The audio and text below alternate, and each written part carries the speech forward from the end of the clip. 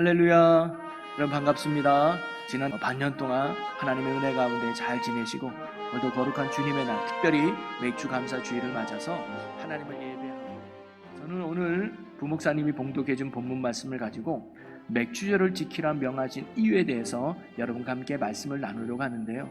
오늘 저희는 맥주 감사 주일로 모였습니다. 그리고 우리가 맥주 감사를 지키는 근원, 기원에 대해서 오늘 우리가 읽은 본문 말씀에서 그 기원을 찾아볼 수가 있어요. 여러분, 하나님께서는요, 모세에게 율법을 주시면서 너희들이 가나안 땅에 들어가면 1년에 3번 절기를 지켜라 라고 명령하셨거든요. 그 3개의 절기가 오늘 우리가 읽는 본문 말씀에 나오는 거예요.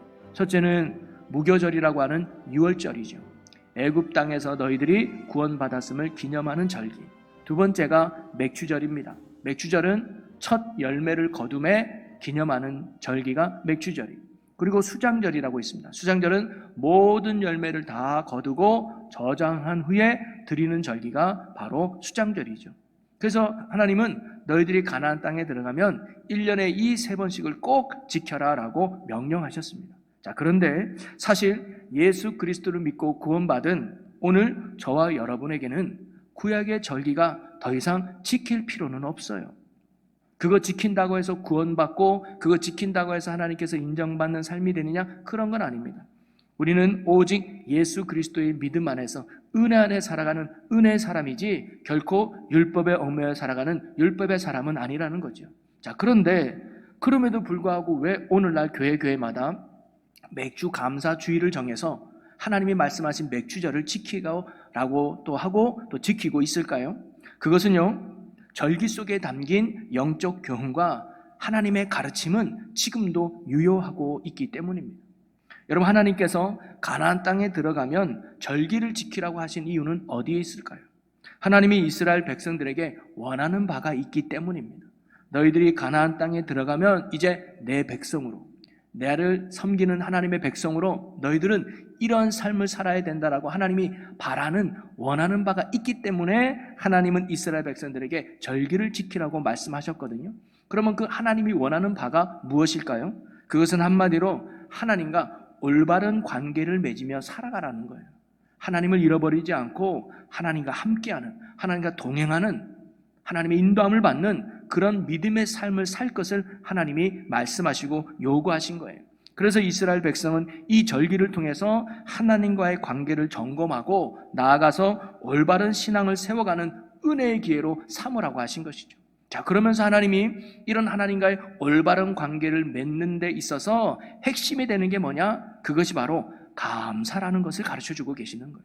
여러분, 6월절이든 맥주절이든 수장절이든 이 세 절기의 핵심은 뭐냐면 감사라는 거예요. 애굽에서 구원받은 것 감사하고 첫 열매를 주신 것 감사하고 모든 열매를 거두게 해주신 것을 감사하라는 거예요. 바로 하나님은 이스라엘 백성이 가나안 땅에 들어가서 어떤 삶을 살기를 원하는 거예요? 하나님의 은혜를 알고 하나님께 감사하는 믿음의 삶을 살라는 거예요. 그게 하나님이 원하는 올바른 신앙의 모습이라는 겁니다. 여러분, 건강하고 경건한 신앙은 그 사람이 하나님을 위해서 얼마나 뛰어난 일을 하느냐에 달려있기보다는 그 사람이 매사에 얼마나 하나님의 은혜를 깨닫고 그 은혜에 감사하며 사느냐에 달려있다는 겁니다. 그래서 D.L. 무디 목사님을 말하기를 경건한 그리스도인은 모든 것 위에 빠짐없이 기도하는 사람이다.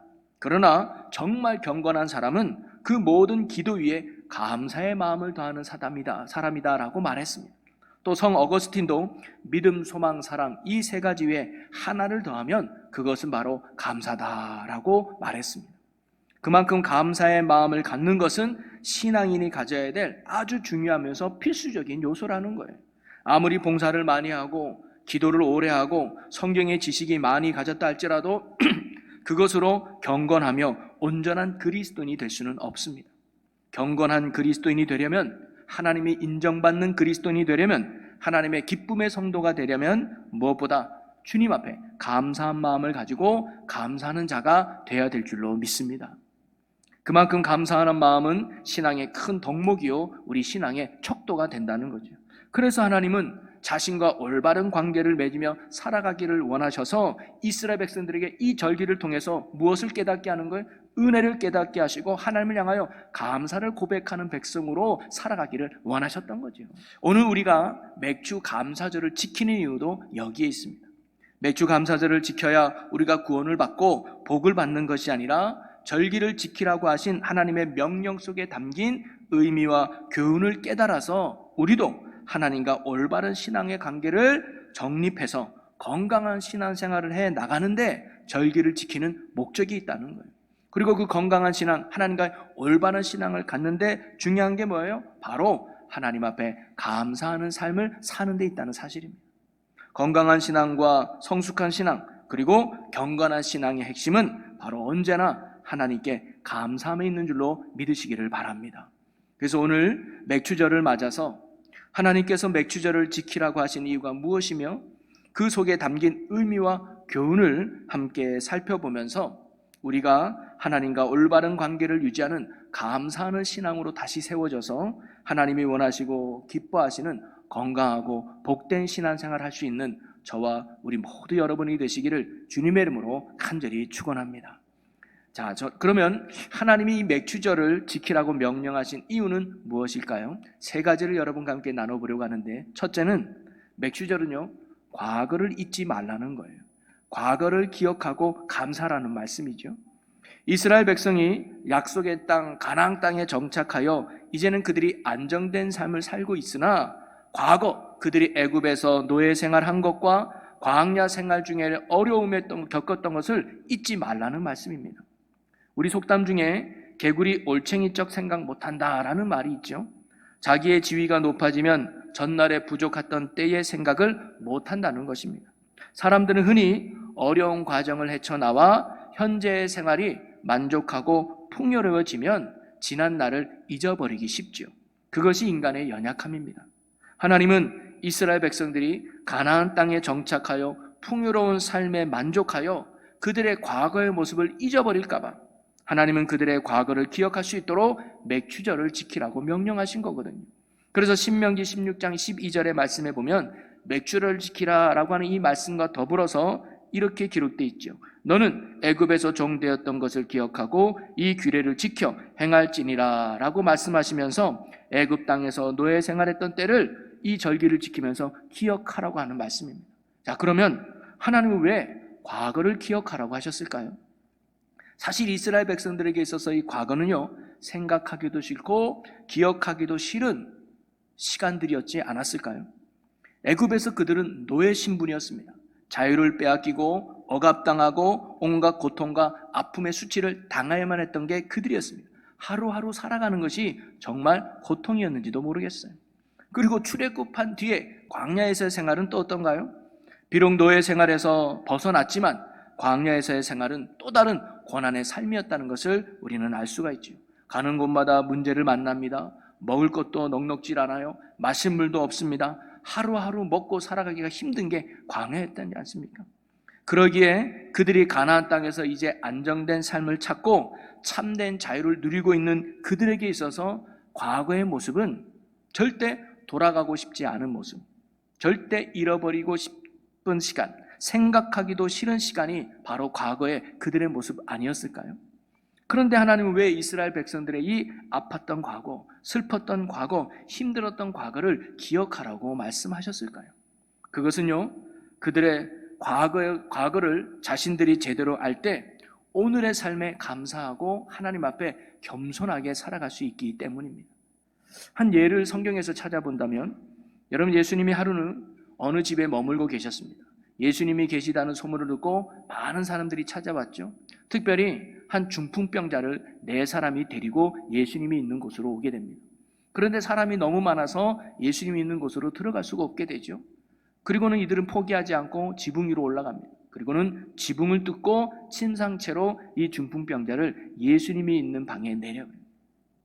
그 장면을 보시고 예수님이 그들의 믿음을 보고 그 중풍병자의 죄를 사하며 그의 병을 고쳐주십니다. 자, 그런데 예수님은 그 사람의 병을 고쳐주면서 이런 말씀을 덧붙이셨어요. 우리 누가복음 5장 24절을 다 같이 읽어보겠습니다. 그러나 인자가 땅에서 죄를 사하는 권세가 있는 줄을 너희로 알게 하리라 하시고 중풍병자에게 말씀하시되 내가 내게 이르노니 일어나 내 침상을 가지고 집으로 가라 하시매. 여러분, 왜 예수님은 중풍병자의 침상을 가지고 돌아가라고 했을까요? 여러분, 이 중풍병자에서 그 침상은요, 버리고 싶은 거예요. 치우고 싶은 거예요. 정말 지긋지긋했던 침상인지도 모르겠습니다. 하루 종일 이 침상에 누워가지고 꼴도 보기 싫은 게 이 침상인지도 모르겠어요. 그런데 예수님은 그 침상에서 자유롭게 벗어난 그 환자에게 그 침상을 가지고 가래요. 왜 그랬을까요? 야, 쓰레기는 네가 치워야지, 분리수거를 확실해야지, 네가 집에 가서 버려라, 그런 마음으로 예수님이 하신 것은 아니에요. 이 말의 의미는 뭐냐면 그 침상을 보면서 내 과거를 기억하라는 거예요. 내가 과거에 어떤 존재였는지, 네가 어떤 삶이었는지를 너는 결코 잊지 말아라 라는 메시지가 그 침상에 담겨 있었던 거죠. 너가 지금 건강하게, 그리고 지금 하고 싶은 것을 하며 자유롭게 살고 있지만 과거에 너는 걷지도 못하고 일어나지도 못하며 평생 누워서 지내야 했던 중풍병자였다는 것을 너는 잊지 말아라. 그것을 기억하라는 거예요. 여러분, 만약에 이러한 과거의 자신의 모습을 날마다 기억하며 살았던 중풍병자는 어떤 삶을 살았을까요? 그는 바로 오늘의 삶에 늘 감사하며 하나님 앞에 겸손하게 살지 않았을까요? 좀 남들보다 돈을 적게 번다 할지라도, 남들보다 좀 못 산다 할지라도, 때로는 남들에게 무시당한다 할지라도 그것 때문에 속상해하거나 또한 그들을 미워하며 시기하며 원망하지 않았을 겁니다. 또한 어떻게든 그들을 이겨보겠다고 온갖 거짓과 편법을 동원하며 악착같이 살지 않았을 겁니다. 왜요? 과거의 자신이 어떠한 존재였는가를 그가 늘 기억하고 있었기 때문입니다. 돈을 좀 못 벌면 어때? 사람들에게 좀 무시당하면 어때? 다른 사람들보다 좀 못 살면 어때? 전에 나에 비해서 보면 나는 너무 행복한 사람이야. 전에 나는 움직일 수도 없고 집 밖에 나올 수도 없는, 아무것도 할 수 없는 존재였어. 그런데 지금 이렇게라도 누리고 있는 거 얼마나 감사한 일이야. 이렇게라도 살 수 있는 거 얼마나 축복이야 하면서 어떤 상황에 놓이든 어떤 형편에 있든 이 사람은 감사를 잃어버리지 않고 하나님 앞에 겸손하게 살지 않았을까요? 여러분, 하나님이 이스라엘 백성들에게 맥추절을 지켜라 명령하시면서 그들의 과거를 기억하라고 하신 것은 바로 이 중풍병자와 같이 과거의 나의 모습을 기억하면서 오늘의 삶에 감사하고 하나님 앞에 겸손하게 살아갈 것을 가르치기 위해 하나님은 맥추절에 과거를 기억하라고 말씀하신 것입니다. 여러분, 우리가 이처럼 과거에 어떤 생활을 했는지, 또 내가 어떤 존재있는가를 그것을 잊지 않고 기억하며 산다는 것은 참으로 중요합니다. 왜냐하면 지혜로운 삶은 바로 과거를 기억하는 삶에서 나오기 때문이죠. 사랑하는 성도 여러분, 오늘 맥추절을 지키는 저와 여러분도 과거에 내가 어떤 모습이었고 내가 어떤 존재있는가를 기억하며 오늘의 구원하심에, 오늘의 주심에 감사하며 나가는 저와 여러분들이 되시기를 주님의 이름으로 간절히 축원합니다. 과거 이스라엘 백성은요, 애굽의 노예 생활하고 있었습니다. 자유가 없었습니다. 하루하루가 고통스러웠을 거예요. 그 과거의 모습을 기억하니까 오늘이 너무 행복한 거예요. 오늘이 너무 기뻤던 거지요. 그 구원해 주신 하나님 앞에 날마다 감사하며 살 수밖에 없었을 겁니다. 여러분, 오늘도 저와 여러분의 과거는 죄의 노예가 되어서 고통 속에 살다가 지옥에 갈 수밖에 없는 마귀의 종들 아니었습니까? 그런 우리가 예수님의 십자가 사랑으로 모든 죄를 용서받고 하나님의 거룩한 자녀로 새롭게 태어난 것이 저와 여러분인 줄로 믿으시기를 바랍니다. 맥주 감사절을 지키는 오늘 저와 여러분도 과거에 내가 죄로 죽을 수밖에 없었고 지옥 갈 수밖에 없는 영혼이었지만 하나님의 큰 은혜와 사랑으로 내가 구원받았다고 하는 그 사실을 깨닫고 오늘 구원받았음에 감사하며 또 구원하신 하나님 앞에 겸손한 모습으로 다듬어지고 살아갈 수 있는 은혜가 오늘 우리 모두에게 있기를 주님의 이름으로 간절히 축원합니다. 두 번째, 맥추절을 지키라고 하신 하나님의 이 명령 속에는요, 처음 거둔 열매가 하나님의 은혜였음을 깨닫게 하라는 데 있다는 겁니다. 여러분, 신명기 8장 12절과 14절에 보면 이런 말씀이 있어요. 내가 먹어서 배부르고 아름다운 집을 짓고 거주하게 되며 또 내 소와 양이 번성하여 내 은금이 증식되며 내 소유가 다 풍부하게 될 때에 내 마음이 교만하여 내 하나님 여호와를 잊어버릴까 염려하노라. 여호와는 너를 애굽 땅 종되었던 집에서 이끌어 내시고라는 말씀이 있습니다. 오늘 우리들이 이렇게 잘 먹고 잘 살게 되고 여유 있게 됐다고 자부하게 될 그때가 되면 자칫 잘못하면 내가 잘나서 또는 내가 잘해서 이렇게 되었다고 생각하는 교만함에 빠지기 쉽다는 거예요. 그것이 우리 인간들의 연약함이라는 거죠. 이스라엘 백성이 광야에서 지낼 때는요, 하나에서 열까지 다 하나님이 일일이 채워주시고 인도해 주셔야만 그들이 광야에서 지낼 수가 있었습니다. 매일매일 만나를 주셔야 하루하루 먹고 살아갈 수 있었고요, 반석에서 물이 나게 해주셔야 그들이 목마름을 죽일 수 있었습니다. 아무것도 없는 광야에서 자신들이 할 수 있는 것은 아무것도 없었어요. 오직 하나님이 주시는 대로, 하나님이 하시는 대로, 하나님이 이끄시는 대로 살아갈 수밖에 없었고, 그러한 하나님의 인도하심 속에 그들은 40년 동안 광야에서 무사하게 지낼 수가 있었던 거죠. 자, 그런데 이제 그들이 가나안 땅에 정착하자 매일 내리던 만나도 그쳤습니다. 이제 그들은 자신들이 먹을 것을 농사로 지어 먹어야만 했던 거죠. 그래서 그들은 봄이 되면 씨앗을 심었을 겁니다. 그리고 열심히 농사를 지었을 겁니다. 그리고 가을이 되자 처음으로 그들이 첫 열매, 첫 수확을 거두게 된 거예요. 자, 그러면서 그들은 이런 생각이 들지 않았을까요? 야, 이 곡식은 전적으로 내가 노력해서, 내가 수고해서, 내가 힘쓰고 애써서 얻은 거야. 내 힘으로 얻은 내 곡식이야 라고 그들이 생각하고 있지 않았을까요? 그런 그들에게 하나님이 뭐냐? 맥주절을 지키라는 이 말씀을 통해서 가르쳐주고 싶었던 거예요. 뭘 가르쳐주고 싶었느냐? 내 힘으로 농사 지은 것 같아도, 내 땀으로 곡식을 얻은 것 같아도 아니라는 거예요. 하나님께서 이른 비와 늦은 비를 적당히 내려주셨기에, 적당한 햇빛도 비추게 해주셨기에, 그리고 농사 지을 건강과 체력을 허락해 주셨기 때문에 너희들이 이러한 첫 곡식을 수확할 수 있었다는 사실을 깨닫게 하시려던 것이 맥주절의 의미예요. 한마디로 하나님의 은혜 아니면 열매를 거둘 수 없었다는 거죠. 바로 하나님께서 맥주절을 지키라고 말씀하신, 명령하신 이유는 오늘 내가 얻은 수확은 내 노력이나 내 힘이 아니라 하나님이 주신 은혜의 결과임을 깨닫게 하시려는 것이 이 맥주절의 목적이고 의미였다는 겁니다.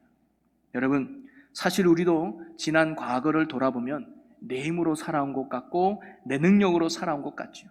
내가 자녀 키운 것 같고, 내가 열심히 해서 장사가 잘 된 것 같고, 내가 열심히 운동하고 내가 먹을 걸 잘 챙기기 때문에 내가 스스로 건강을 잘 챙겼다라고 생각할 수 있을지도 모르겠습니다. 그러나 아니죠. 수많은 환난 속에서도 하나님이 나와 함께 하셨고 그분의 은혜의 손길이 나를 어루만져 주시며 때로는 구름 기둥으로 불기둥으로 나를 지켜주시고 보호해 주셨기 때문에 오늘 저와 여러분이 이 자리에 여기까지 온 줄로 믿으시기를 바랍니다. 내 힘으로 산 것 같아도 아니요, 보이지 않는 하나님의 은혜로 저와 여러분이 여기까지 왔다는 거예요. 혹시 여러분의 삶에 나는 남들에게 자랑할 만한 간증이나 큰 축복의 열매가 없다고 해도 우리가 하나님의 은혜를 받지 않고 살았던 것은 아닙니다. 오히려 아무 문제 없었던 것, 아무 일이 없었던 것이 오히려 큰 기적이요, 큰 은혜인 줄로 믿으시기를 바랍니다. 제가 좋아하는 이야기가 있는데요, 여러분에게도 몇 번 말씀드린 적이 있었던 것 같아요. 두 아버지와 또 그 아버지에게는 아들들이 각각 하나씩 있었어요. 그래서 한 아버지는 아들이 놀이터에서 놀다가 그만 돌에 부딪혀서 넘어졌어요. 무릎에 피가 나고 까졌죠. 그러더니 아버지가 달려가서 자기 입으로 이 상처의 피를 빨고 뱉고 옷을 찢어서 이 아이의 상처를 막 싸매줍니다. 그리고는 이 아이를 안고 집에 가서 토닥토닥거려주면서 안정을 찾게 해줘요. 그리고는 재웁니다. 자, 또 다른 아버지는 이 아들이 놀이터를 놀러 오기 전에 이미 와서 돌멩이를 다 치워요. 그리고 장애물을 다 치워놓습니다.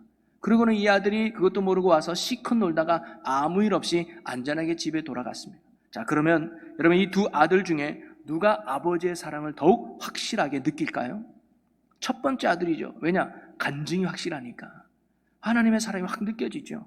여러분, 그런데 가만히 보면 두 번째 아들의 아버지가 이 아들을 더 크게 사랑하고 있다는 것을 우리가 느낄 수 있지 않겠습니까? 여러분, 혹시 여러분의 삶에 아무런 일이 일어나지 않았고 아무런 문제도 생기지 않았고 지극히 평범하게 살아왔다면 여러분, 그 자체가 하나님의 기적과 은혜 속에 살아왔다는 증거임을 여러분 믿으시기를 바랍니다. 오늘 맥주절을 지키면서 지금까지 보이지는 않지만 하나님의 은혜의 손길로 내가 이곳까지 왔구나, 이 자리까지 왔구나, 하나님의 베푸신 은혜를 기억하고 감사함으로 하나님께 영광 돌리는 귀하고 복된 이 시간이 되시기를 주님의 이름으로 간절히 축원합니다.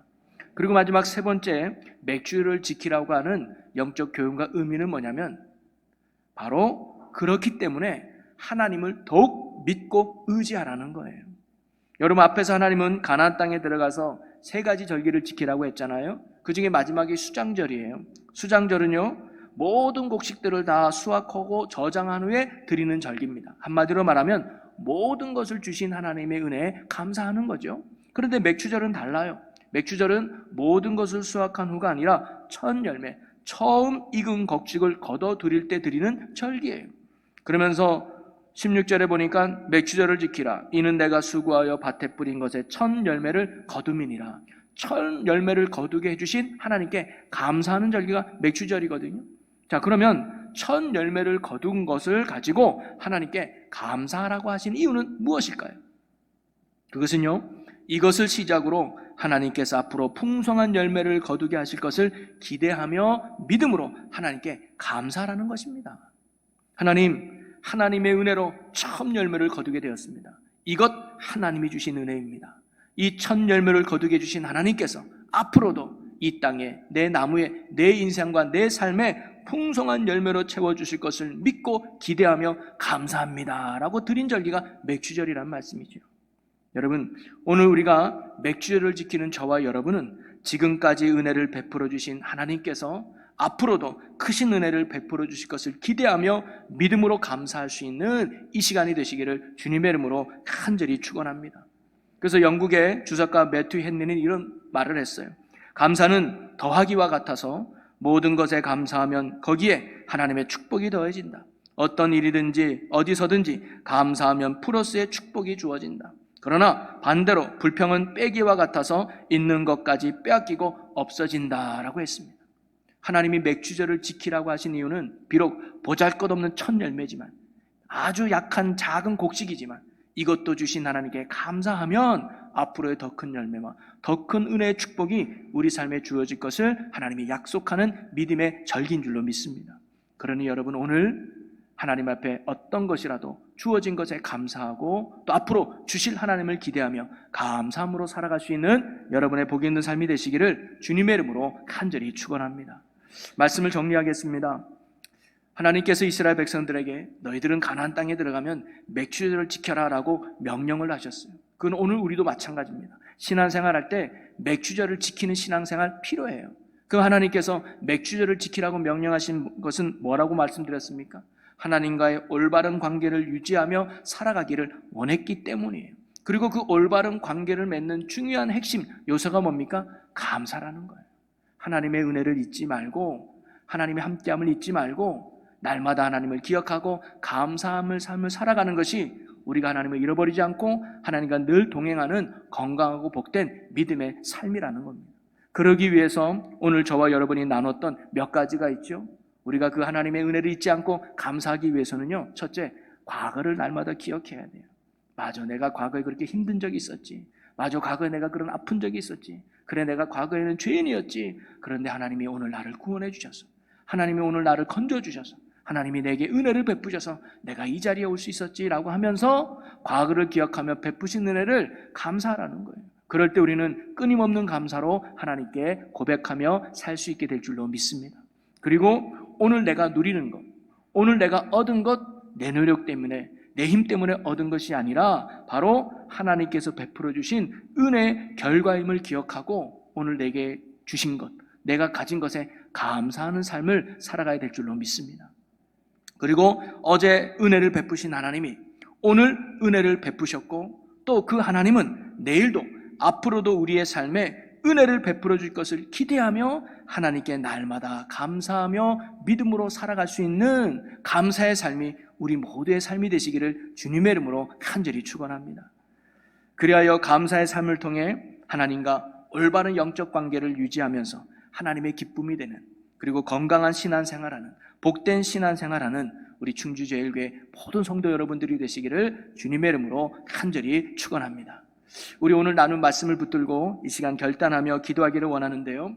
주님, 우리가 맥주절을 맞아 하나님의 은혜를 다시 기억하며 감사하며 사는 저희들 되게 하여 주시옵소서. 과거를 기억하게 하시고 오늘 축복의 은혜는 하나님의 은혜의 결과임을 믿고 또한 은혜 주실 하나님을 기대하며 믿음과 감사로 사는 저희들 되게 하여 주시옵소서. 할렐루야. 사랑과 은혜가 풍성하신 아버지 하나님, 맥주절을 지키라 명령하신 하나님의 말씀 속에 오늘 우리가 맥주절을 지키게 하심을 감사합니다.